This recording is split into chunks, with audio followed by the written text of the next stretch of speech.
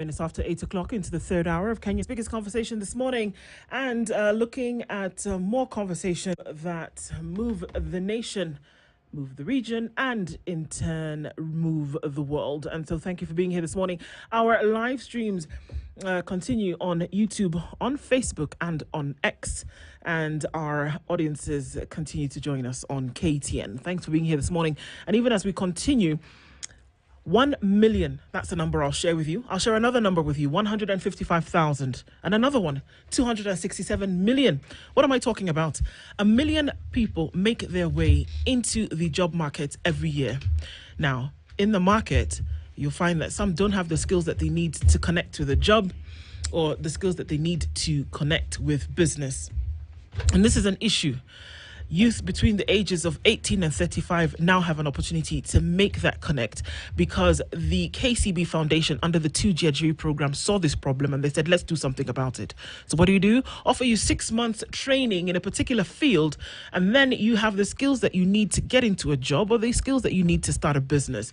So after attending that 6-month course, you're then tooled and you're kitted, and you're given some credit to start a business or connected with a job. So those are the numbers that I'm talking about. 155,000 young people across the country already skilled, and 267 million shillings worth of credit already given out to make sure that they can start a business.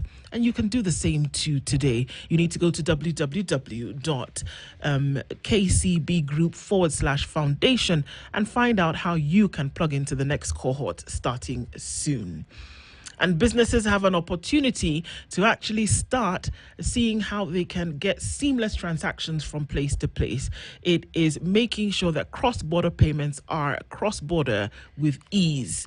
VetoFX has the answer for small, medium, and large businesses who need an opportunity to be able to, rather take advantage of the opportunity to be able to send payments from and across to 190 different countries around the world in 49 different currencies. You don't have to worry anymore about long waiting times for payments. You don't have to worry about hidden charges.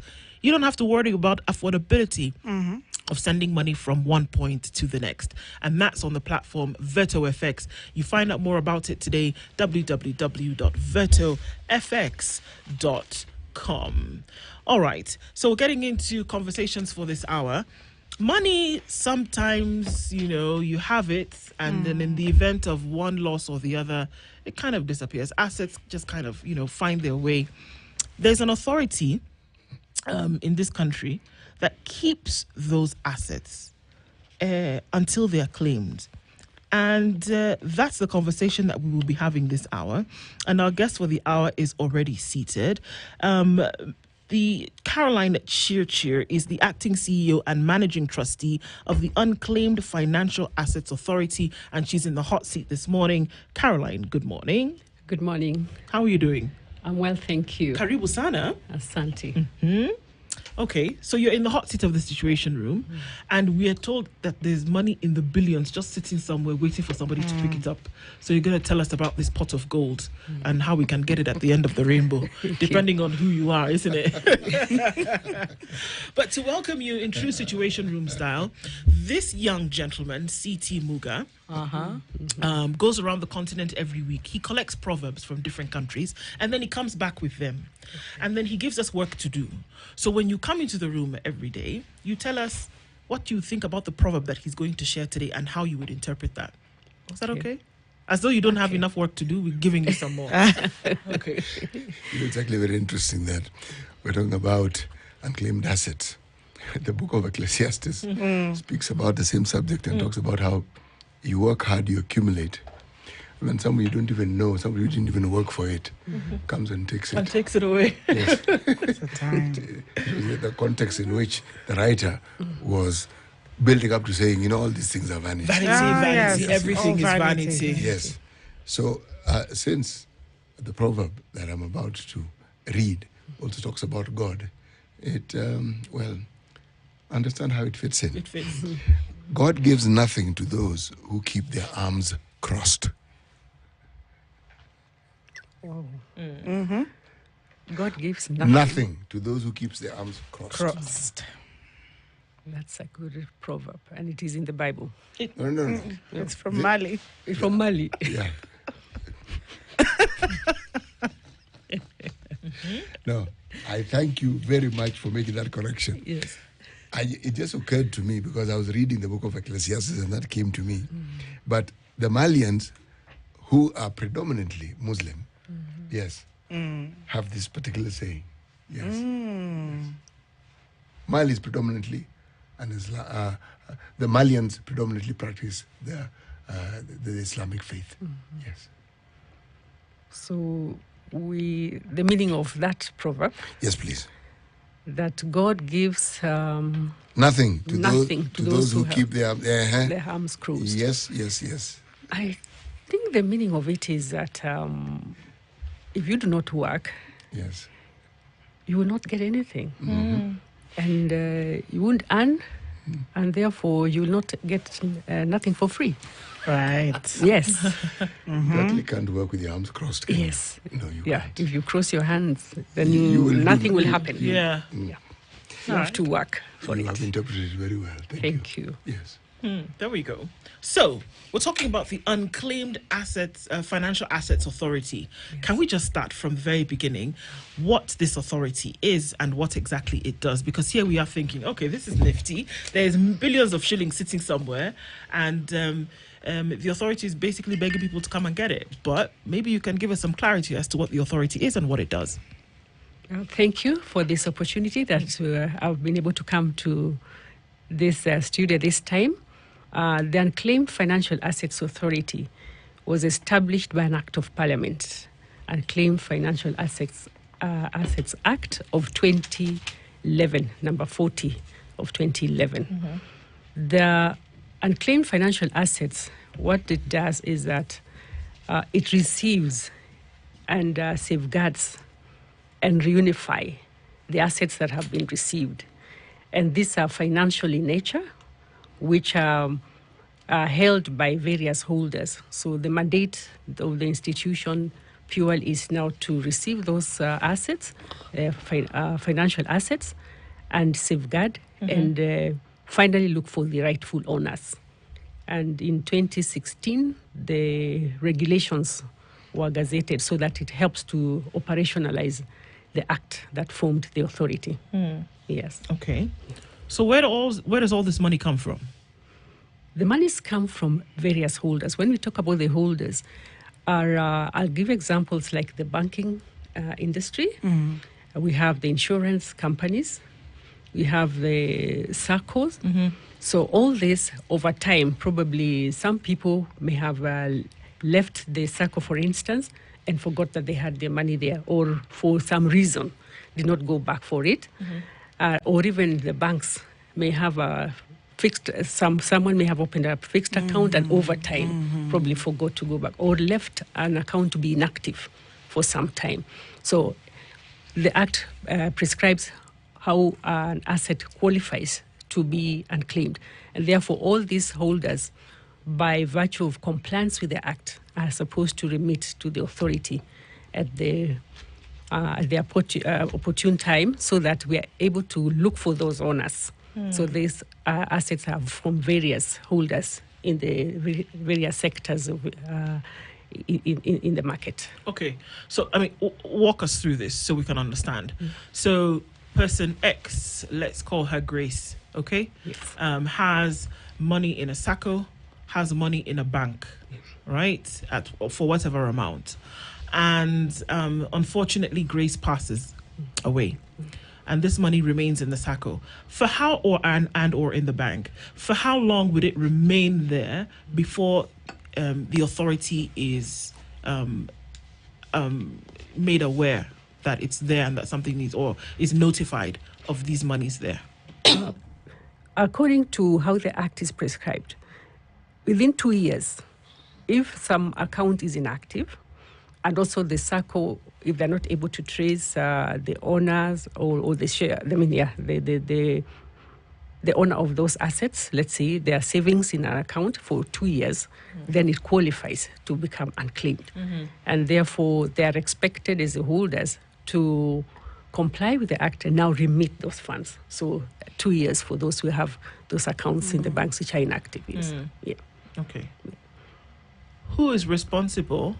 Okay, so usually family is going to try if they are aware that there are assets there. Yes. Does the authority then try to get in touch with family members to make sure that maybe they're either not in a process of trying to get these funds out or have tried and have failed for whatever reason? Or does that then move until family comes later? How does that process work? Well, what happens is the holders are also expected to look out for the owners because they are the primary custodians of the records and the contacts of these people, be their customers, for instance.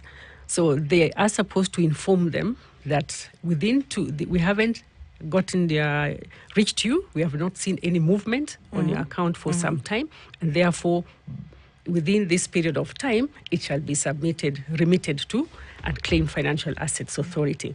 So they are supposed to demonstrate as the holders that they have reached out to would-be members or other customers, let's put it like so.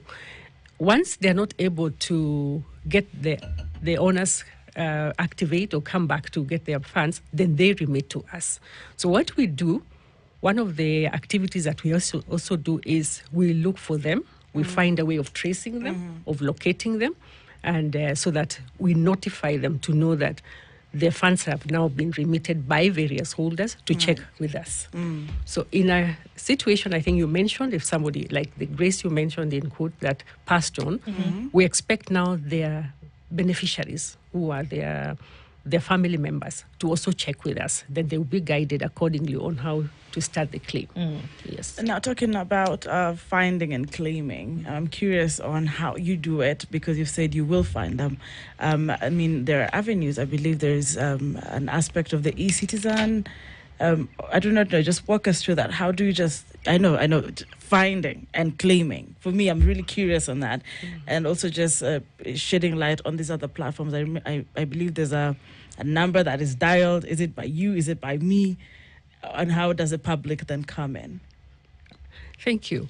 What we do, tracing, of course, people may not be very easy. That's a fact. Yes. That's something that even we're finding as a challenge too as an institution. But being our mandate, we are out to look for all options and explore most of the options of how we can do that. So quickly what we do, we have USSD number that we encourage the members of the public to check on *361 hash, so that they will be guided on how to search their assets. Also from our website, www.ufaa.go.ke, one can also search through that. We have call centers. We have one in the head office, which is, we're only in Westlands in Nairobi. And also we have partnered with Huduma centers. So far we have 5 centers in Nairobi. We are piloting, but in the near future, we are going to expand to various Huduma centers in the country. So this is part of the places that we encourage the members of the public to check. Yes.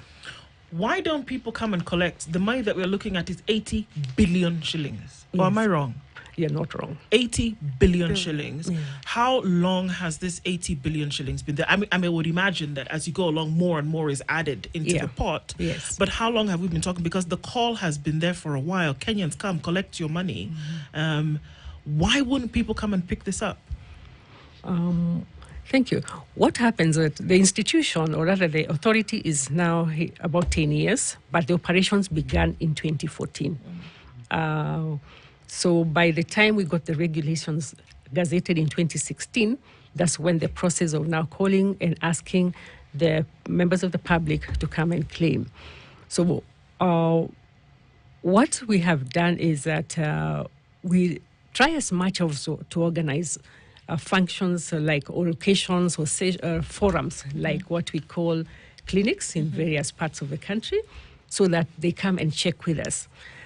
For the monies that we have, it's safeguarded in an account in Central Bank, and that's how holders also are advised to remit this money. So it doesn't come directly to an account which the authority has, maybe in a commercial bank, for instance.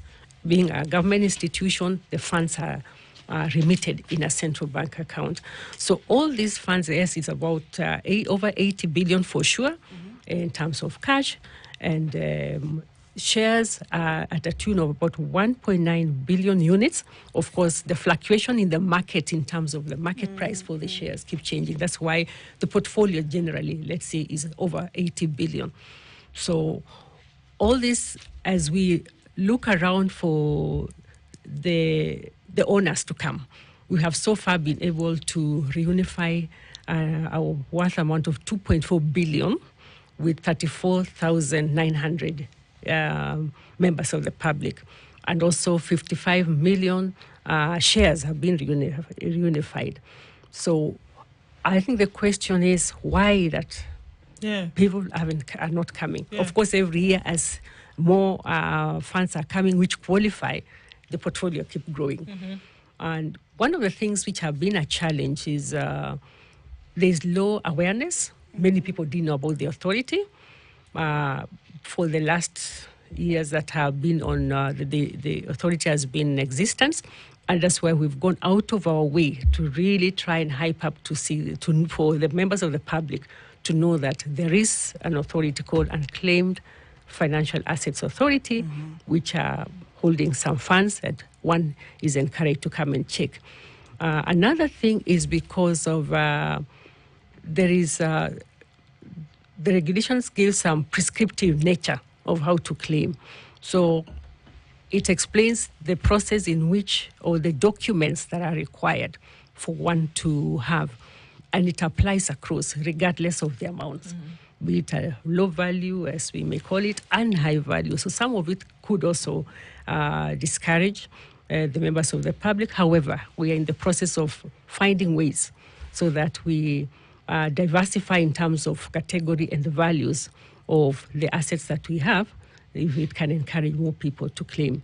Another matter is because we get what we call unstructured reports from the holders. Some of it are incomplete. You may get just because an institution is rushing to comply, to make sure it's normally by 1st November of every year. So in such situations, they might just remit money. It doesn't have the details in terms of the contacts of the owners. So yes, the funds come, may have just one name or the name of the person, but no context. Some of the challenges that we are experiencing now as an authority is how do we then trace these people? So we have, and again, another area which has caused also a delay of sorts or slow awareness or rather uptake is because the succession after one passes on. So the succession process takes so long. So you may find indeed somebody has checked, the beneficiaries have checked, but the succession process has taken so long. So such that now the fund still remains with us until they complete. So those are some of the challenges that I experienced that are causing that low uptake. What happens to these funds? You said they sit somewhere in the central bank. Yes. Okay, so they're sitting. And then what then do they do in that sitting position? Allow me just to take water. No, take two sips. Thank you for that. Yes. Indeed, the monies or the funds are in central bank, and it's the safest way because so there is segregation. Like even the authority, we would not just access that money unless when we now have we have a budget like everybody else. We estimate that this year we are going to reunify such X amount of claims. So we are allowed now transfer that money to a commercial bank for ease of now payment. So what we do, the funds while in central bank is invested in treasury bonds and treasury bills, so that it helps also partly in the operations of the institution. Yes. But let me say that it's not that all the investment income received is fully utilized in operations. We do a budget like any other institution and just utilize what has been approved for each year. So the funds are in central bank as it is, And just for safeguarding. Okay, interest, good thing. Bonds, wonderful thing. Now, you utilize some of it for operations, makes perfect sense. Yeah. And the other bit that isn't utilized?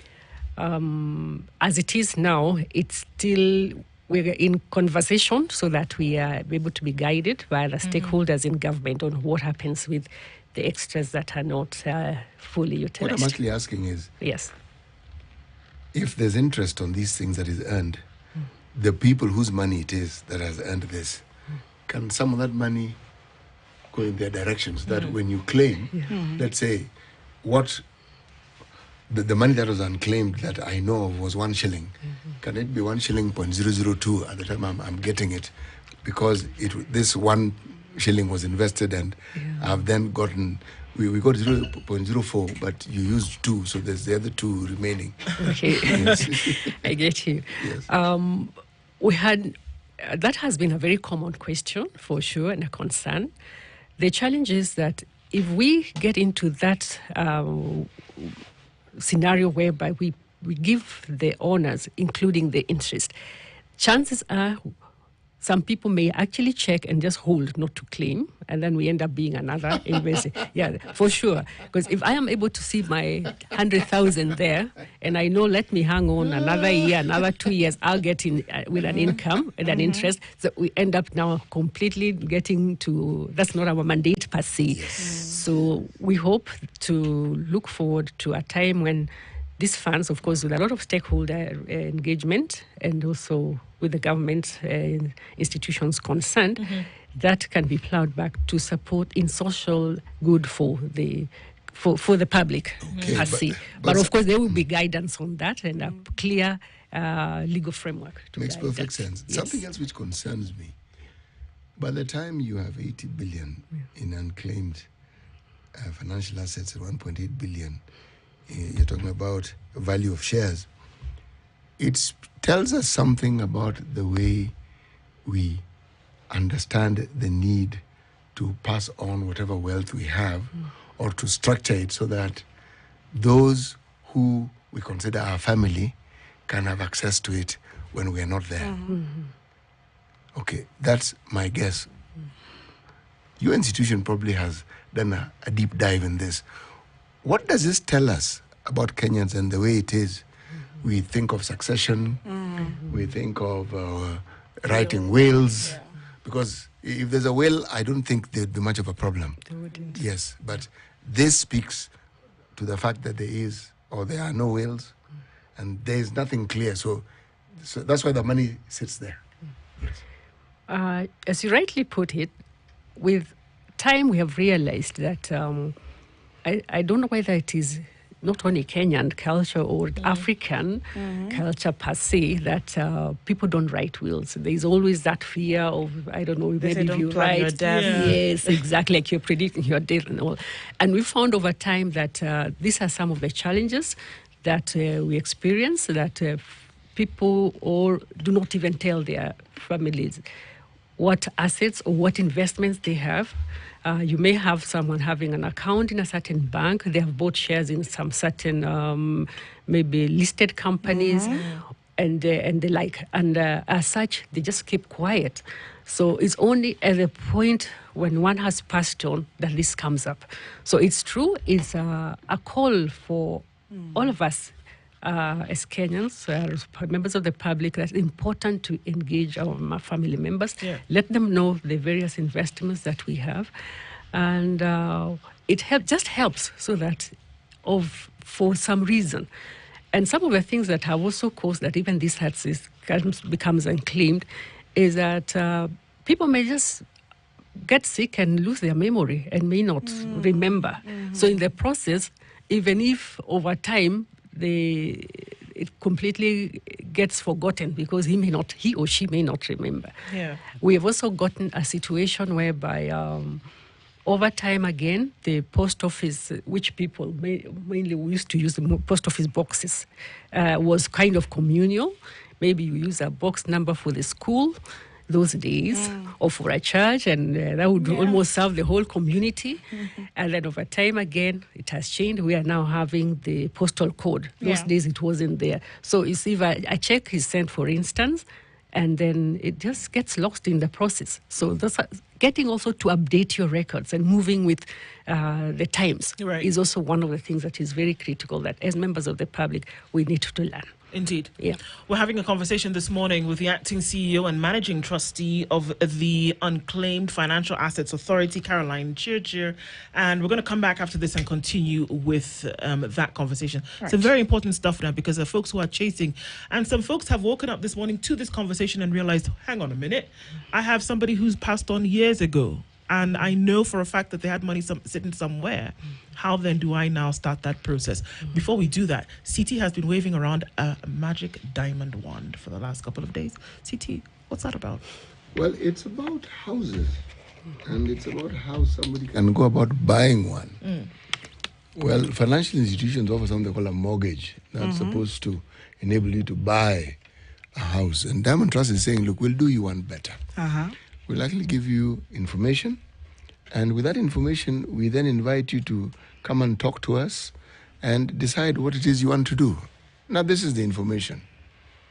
Diamond Trust offers mortgages at single-digit interest, 9% for 10 years, 9.75 for 25 years. Diamond Trust offers mortgages for people who are in the diaspora, people who are employed, people who are self-employed. Diamond Trust tells you that the interest rate that they are offering with the mortgage is constant, steady as a rock. It's not a yo-yo, it's not a wind vane. It doesn't move around. It won't change. It will stay exactly where it is. Diamond Trust is also saying that if you want to understand this thing in great details, and you think CT is not telling you the whole story, you can actually write to them, send an email, mortgages@dtbafrica.com, or just visit physically any Diamond Trust branch in the country. Just visit. Just visit. That is what they're saying. And they're saying, look, we will offer you up to 105% if you're in paid employment. That is 100% loan, okay? 100 for the building, 5 for the little details of charge this here, this, yes, all these things. If you're in the diaspora, it is 80%. Fantastic. Yes. Good stuff. We'll be back right after this. It's 25 to 9.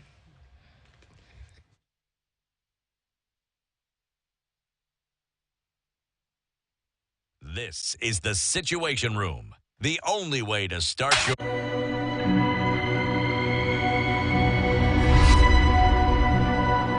People come to me and they say they get discomfort when they have ice cream. Can you imagine that? Avoiding having cold ice cream. Sensodyne gives you long-lasting protection against sensitivity.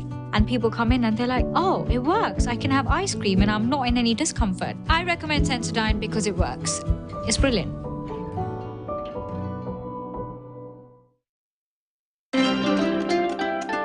This is Maisha Asubuhi, na kama ilivyo desturi inaitwa Solomon Zuli. Moja inakuaga moja. Yeah. Mbili inakuaga ni twins. Yes. Lakini tatu kwa Kiswahili tunahitaji. Tunasema ni tatu sure. Sugar boys and the cute boy, and ladies and gentlemen, I'm failing the one. Introducing. Mpigo tena zaidi, finally bwana. Finally. Imezama ndani ya stesheni nambari 1. Tuko mbele pamoja. Tatu shua zaidi. Niteme Mandrio kipenda niteji baba. Karibu sana Nairobi, lakini mimi nitakupatia memo ya Nairobi. Watoto wazuri Nairobi. Lazima uwe makini. Hapo archives hapo. Ulipoingia tu. Hapo tutamuintroduce kwa kamba ndugu zangu. Monday to Friday, each and every week. Itakuwa ni tatu shua kama unavyotuona hapa. Sugar boy, sugar weasel, main man Rio, Solomon Jefferson. Hii ni tatu shua zaidi. Usipime.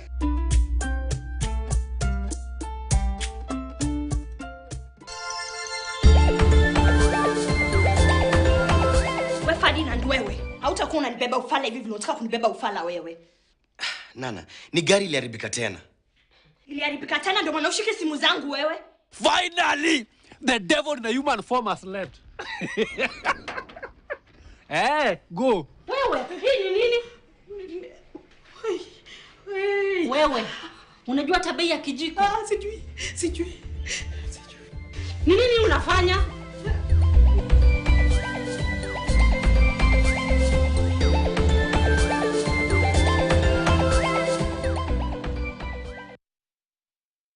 value your feedback and welcome your comments, queries, and complaints regarding our content.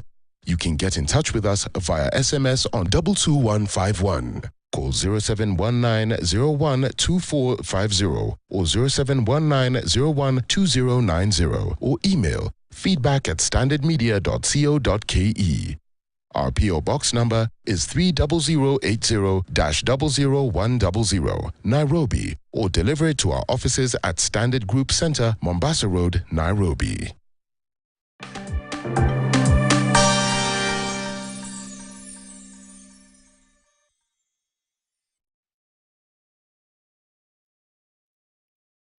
Okay. Thank you. It just, as mentioned, many people didn't know about the authority, and some of them, I'm glad that they're beginning to learn or know about it. So the best thing is to check on our website, which is www.ufaa.go.ke. Again, the *361# is also one of the platform that we can use, one can use rather, to check. We're also launching and having a number on WhatsApp that I would want to give, which is 0706 866 984. That's also another platform that we're using, that one can engage using that on WhatsApp so that it guides them on how to check the assets. We know that looking at the larger public, we are engaging also with, in partnership with what you call the GAO. GAO is the National Government Administration Offices. So it helps so that through that structure of government, where we have the DCC, the ACC, and then up to even the assistant, the chief and the assistant chiefs, we are in partnership with the Ministry of Interior so that we're able to reach out to the wider members of the public through that, so that at least they're able to be informed that there's an authority that has deals with unclaimed assets. Therefore, they will be able to check. So that is the team that we're working with. And as I mentioned earlier, also with the Huduma Kenya, though we are only in 5 centers which have already piloted in Nairobi, the GPO, we have City Square, we have Isili, and Makadara, and Kibra. And we are in the process of now expanding in the different parts of the country so that we get these services closer to the members of the public. So for the caller and or person who was already saying that indeed they know that the dad had some assets, then they can reach us through that. Yes. Okay. I'm looking at the strategic plan 2023 to 2028 focus areas for the authority. And I want to bring in a different aspect here because I'm looking at your objectives vis-a-vis the mentality of Kenyans. If you look at some of the comments here saying, well, the certain bad manners that the government has in as far as institutions are concerned and how they should be working, let alone concerns that arise from NHIF. Now we're in SHA. Something is always almost not working at some point, a bit of excuses here and there, NSSF, etc. You know, we have the seniors lining up and they don't have enough money, etc., or something, just a certain delay. And I just want to refer to your strategic plan. And you are, according to the authority now, delivering in accordance with the Constitution, Unclaimed Financial Assets Act, and other relevant laws in realizing increased reunification to the rightful owners. And number 2, the authority will be effective and efficient in service delivery by automation, digitization, and services onboarding on e-citizen, maximizing partnerships and driving safeguarding mandate, etc., which means you're aligning yourself with the Constitution. I just want your reassurance to the Kenyans that your authority is, I wouldn't say immune, all right, but safe from, all this corruption that has been going on. Kenyans have a trust deficit for, government-aligned authorities. Now, I'm speaking on behalf of the common Mwananchi who has their head this way, if they can see me, as far as what you're saying today. What's your reassurance of your accountability and transparency as an authority? Okay. I thank you for that.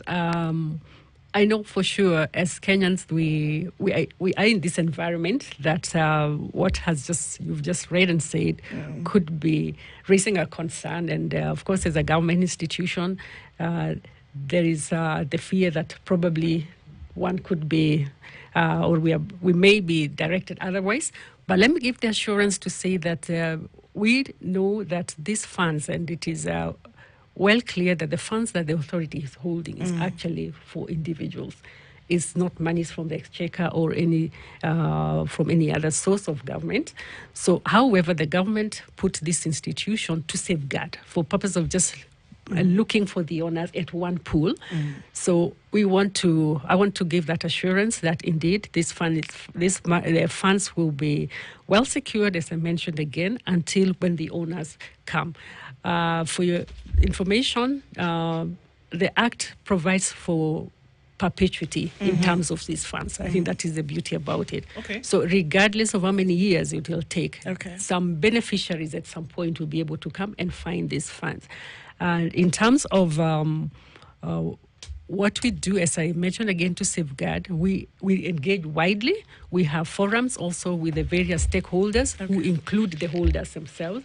And even when we meet with the national, the GAUs, as I mentioned, we also listen to what are some of the challenges and how we can get better in service delivery. So we have forums in which we engage the various sectors, those who are in the circle industry, those who are in the banking industry, in the insurance industries, so that we listen to the ground as well. That will help us even to change, or rather to improve in our processes, so that we are able to get these funds back to the owners and back to the economy. I want to hold on to your point about funds being held in perpetuity, and that might be an issue that folks will have, that, will that money, so long as there is a proof line that money has actually come to the authority, or those assets essentially have been released to the authority, will they be there until the time where this individual or this family member comes to pick them up?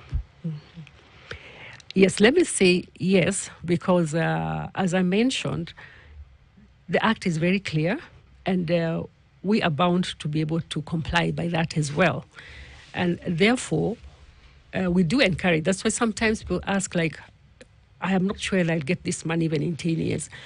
Remember, I mentioned the lengthy succession process that happens, that takes place, such that those who have passed on, the beneficiaries may take almost 10 years, to some even 20 years. We've had different forums in different places, what we call reunification clinic. And you'd find most of the people who come to queue to check are talking of, my pension hasn't, or my husband or my wife had a certain account someplace, and then when we check, they don't have any papers. They have not been given grants to be the people who are managing that estate. So some of that which has come clear is that we need a lot of awareness also for people to know that they need to start that process of succession, and also those who handle this should be able to process them quickly and efficiently, so that these people are able to benefit.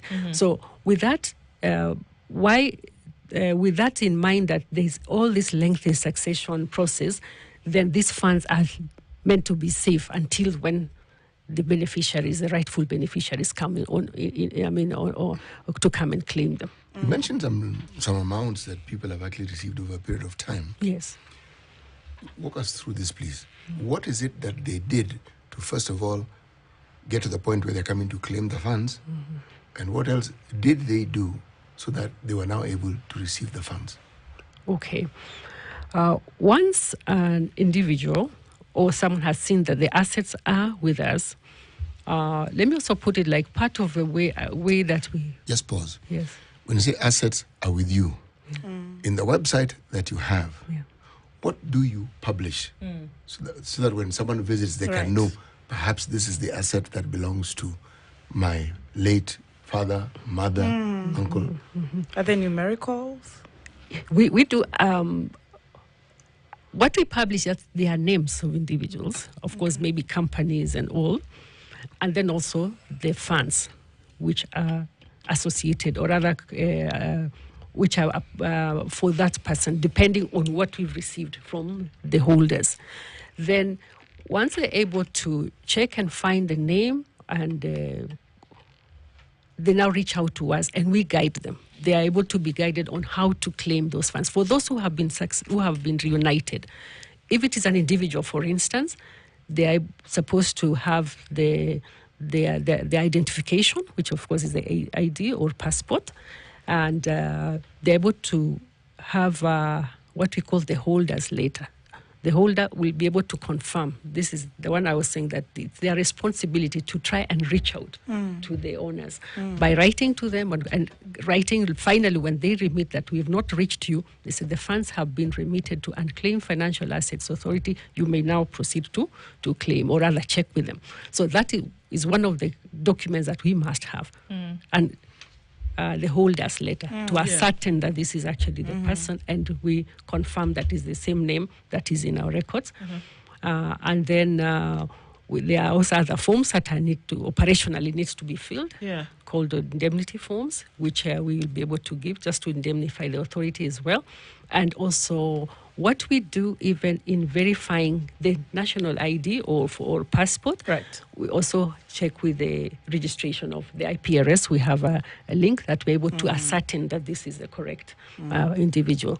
So when all those, when one has satisfied now the requirements in terms of documentation and the bank account where that funds will be paid, or in some situations the M-Pesa, the holder, or rather the claimant will clarify what form of payment, or rather how they need to be paid. But most of the people are paid by bank, so we have all those documentations, and it goes through an internal process of verification. Let me say, for those who are beneficiaries, especially for death claim, for those who are for deceased cases, it takes a longer process, because we must ascertain the grants that have been granted for them to be the estate administrators for whoever has passed on. So what we do verify with the various courts who issued the grants. And of course, the identification of those who are claiming the same way must provide with us their IDs, which we go the same process of also verifying. And over and above, a death certificate also. And so all those are put together. And again, where those funds are going to be paid. So one of the important things which I want to mention, for any beneficiary claims, we actually publish for 30 days. Okay. Yeah, we have to publish it in the Gazette. So for any no objection, for anyone who may raise any objection or raise any issue, the 30 days has to be. Okay. Yeah. So digitization is a big deal in terms of, the whole process of making it easier for folks around the country, and even folks who may be outside the country to get, because you can imagine the things that you're talking about: fill this form, indemnity, go back and forth. Somebody's living in Munich, or somebody's living in Doha and wants to be able to do this for their family members. So digitization, I believe the CS last year actually said, you know what? This is something that you have to embark on in order to make this process seamless. We've seen members of parliament calling on the authority to do the same thing in terms of digitization of this process of the authority itself and the processes for claiming assets. How far are you along with this? Yeah. Thank you. We are actually in the process. We already have some the forms in the e-citizen, so that anyone could claim from wherever they are, they're able to access. So those claim forms and all that we require for members of the public, those who are around or even far. We have had even people from away from diaspora who actually been able to claim and reunified with their assets. We've also encouraged we used to do a lot of manual documentation. People bring their hard copies, but we have since been able to encourage people to just scan and send them to us. So we are on e-citizen, especially with the forms that we require for the claim forms and all that I mentioned just now. So we encourage the members of the public as well to be able to get that, to reach us and start that process. I agree, you can be very far, you can't come to Nairobi or go to your, maybe the nearest chief's place and the like. So we encourage people to be able to check on the citizen to get our forms and start the process and submit the forms. But in fact, even if you simply Google, Yeah. there's a lot of information. I was actually going to is. say that. Yeah, I did the same thing on my phone now. There is for sure. You know, and I was going to come to that. You know, you said that there's a challenge of awareness, and what you're doing today is part of it, creating more of that awareness and sensitization. And for those who are listening today, perhaps just so the public would understand the importance of making sure that this word is out to your family members, to your next of kin. And we cannot emphasize that enough. Because now this is where I'm coming in. There is us here in studio. There's those in the urban center. There are those who have exposure to the digitization that we're talking about. But then there is that person who is probably headed to the garden or the farm this morning who speaks vernacular. And we're glad and privileged to have you here as the CEO today. But what else are you doing extra to reach further those in the remote areas? And as far as this awareness is concerned, and I'm just really curious on that particular stretch to ensure that nobody's asset is lost or unclaimed. Okay, thank you. We, as an institution, we are considering various forums or platforms that we can use to reach the public. And one also is even going to speak in vernacular stations, because we realized, as you mentioned, over time, of course, we review our processes, and we have noted that indeed we need to reach to the wider Kenyans who may not be able to listen to maybe Spice, for instance, at this time, or even not able to watch the TV and all. So one of the considerations, we have started getting to speak on different vernacular stations so that we're able to mobilize and reach out as much as possible as part of the sensitization and creating that awareness to the members of the public. So that process is actually starting. We had started before, but now we have realized we need to go wider and go into many, many various vernacular stations. Yes. According to so all of this and the operations are guided by the Act, obviously, like you said. So you're not going to be able to wake up one morning and decide, well, okay, 80 billion shillings looks like something fun that we can use to invest, and get a little bit of profit and then put the money back, kind of thing. So the Act essentially is a safeguard, and so is that not something that folks can then be able to look at and say, well, because of that, our money is essentially safe or not? True, the Act is a safeguard. And even as an institution, we're alive to it that we must comply and be aligned to that. Two, we encourage, of course, you can get even the Act as well, even on the when you Google in the website, it is there, so one can read and understand. So we'd like to give that assurance that indeed the funds are safe.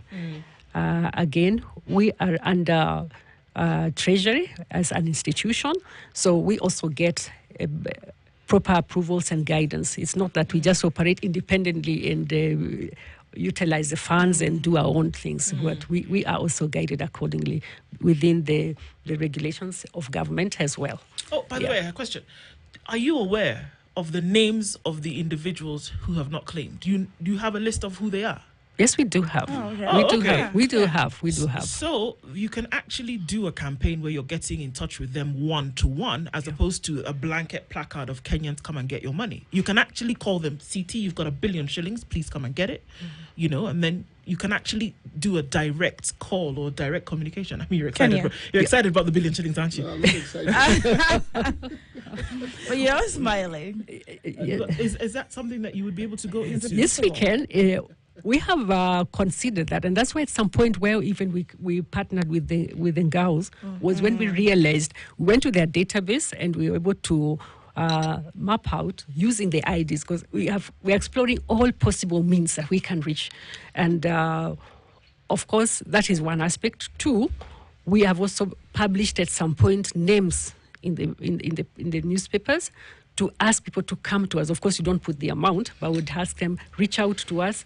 We have your name in the database, and we have funds for you. So we are considering even doing that more often. And now, and especially as I mentioned, all possible forums that we can use the vernacular stations. Again, republishing even the names, because every year, of course, we get new additional names. We publish that.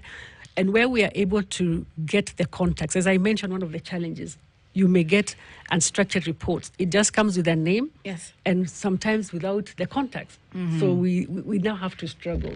We probably now have to see, can we use the IP arrest through the ID, get the details of that person, then somehow we get the contact. So those are some of the challenges what we're having. But I believe as we go along using different forums that we have put in place, we'll be able to reach the Kenyans. So, I mean, it's true, this question that I'm hearing it in my ear. It's actually funny, but it's true. So what if after some time, because we've seen that there've been review of acts from Parliament, there've been review of acts and certain things. It's 80 billion shillings. I'm telling you, 80 billion shillings, you put it, for example, today into education and you do wonders. Put 80 billion shillings into this SHA that people are complaining about, you do wonders. So do you think there would be a time where, okay, if there's a lot of money that has not been unclaimed, is it not possible that these could actually be transferred to somewhere else that will actually benefit government programs, things like that? Does that ever come into the conversation? It's true that that conversation has been proposed sometimes, but what I said is that there would be a legal framework to guide that. Okay. There's no way that anybody will want to do anything that would be contrary to what is in the Act. So that conversation and engagement and consultation with the different stakeholders in this case would have to take place, and before any step or any decision is made to do otherwise with these funds. So what's your call to action today for Kenyans? I would want to ask all the Kenyans who are listening this morning, please check on our website. Please reach out to the chief for those who are not able to get to any other new forum or other platforms to check with us, and also check with the Duma centers so that they're able to claim the assets. And for sure, there are people who've checked and they are surprised to actually find that their names and the monies are there. One other call I want to make is there is a perception that these funds are people who are deceased. It's not. It's for everyone. Yes. So both alive and those who unfortunately have passed on, their beneficiaries can look for these funds. There you go. Yeah. Caroline Cheer has been our guest this hour. She is the acting CEO and managing trustee of the Unclaimed Financial Assets Authority. It's been a busy morning. I don't know if you had breakfast, but we can give you breakfast on the go. Okay. Because Delamere says that's one of the things that you can do with this fantastic range of yogurts. Yes. And you can actually carry your breakfast with you. The great thing about this one that CT is giving you, such a gentleman, look at it. Thank you very much. Is that it's got real fruit in it, in this strawberry. So please do enjoy that and have a moment with Delamere on us. Thank you so much. I appreciate for the moment, and I appreciate the breakfast that I've got. Thank you. Asante. Have a good day. Yeah, Good morning. Thank you. Good It's morning. 9 o'clock. Thank you.